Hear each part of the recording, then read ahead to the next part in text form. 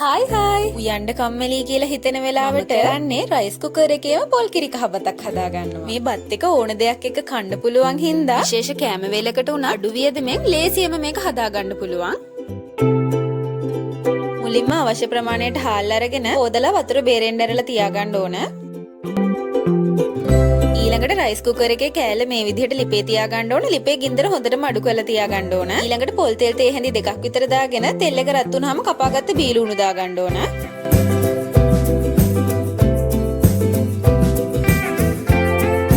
මේ බීලු උණු ටික හොඳට රන්වන් පාට වෙනකම් බෙද ගන්න ඕන.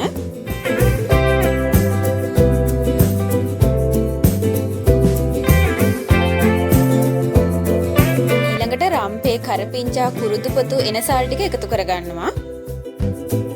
ඊළඟට කහකුඩු තේ හැඳි කාලයි අමුතුන පහ තේ හැඳි එකහමාරයි රස අනුව ලුණුයි දාගන්න ඕන. දැන් මේ ටික හොඳට කලවම් කරගන්න ඕන. දෙන්නෙට අවශ්‍ය ප්‍රමාණයට තමයි මම අද මේ කෑම එක හදාගන්නේ. හොඳට කලවම් වුණාට පස්සේ පිරිසිදු කරලා තියාගත්ත හාල් ටික එකතු කරගන්න ඕන.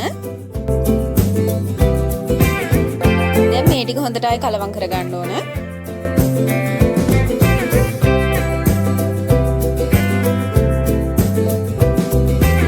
ටිකත් හොඳට කලවම් වුණාට පස්සේ පොල් කිරි එකතු කරගන්න ඕන. පොල් කිරි එකතු කරද්දී අපි සාමාන්‍යයෙන් බත් එකක් උයාගද්දී හාල් එකට වතුර එකතු කරන ප්‍රමාණයටම පොල් කිරි කහ බතට පොල් කිරි එකතු කරගන්න ඕන. දැන් මේ ටික පොඩ්ඩක් කලවම් කරලා ඉතින් අයින් කරගෙන රයිස් කුකර් එකට දාගමු. ඇත්තටම මේ ටික රයිස් කුකර් එකේම කරගන්නත් පුළුවන්. ඒ වුණාට විඩෙන් විඩේ ස්විච් එක ඕෆ් වෙන හින්දා වැඩේ කරදරයි. ඒ හින්දා මේ ටික ලිපේ කරගන්න. දැන් සාමාන්‍ය රයිස් කුකර් එකේ බත් එකක් උයා ගන්න විදිහට ස්විච් එක දාලා වහලා තියාගන්න ඕන. සාමාන්‍ය බත් එකක් ඉදෙන්න යන වෙලාව මේ බත් එකත් ඉදෙන්න යනවා. මේ තියෙන්නේ ඉදුණට පස්සේ ඔයාලට කියන්න මේ බත් එක නම් රසයි වගේම මාර සුවඳයි. එහෙම නැතුව නිකන් උනත් මේක කන්න පුළුවන්.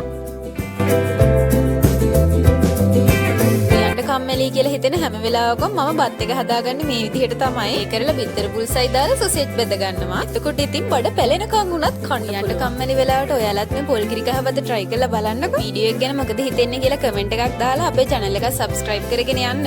ආයෙත් මේ වගේ වීඩියෝ එකකින් ඉක්මනටම හම්බෙමු. ඔයාලට සුබ දවසක්.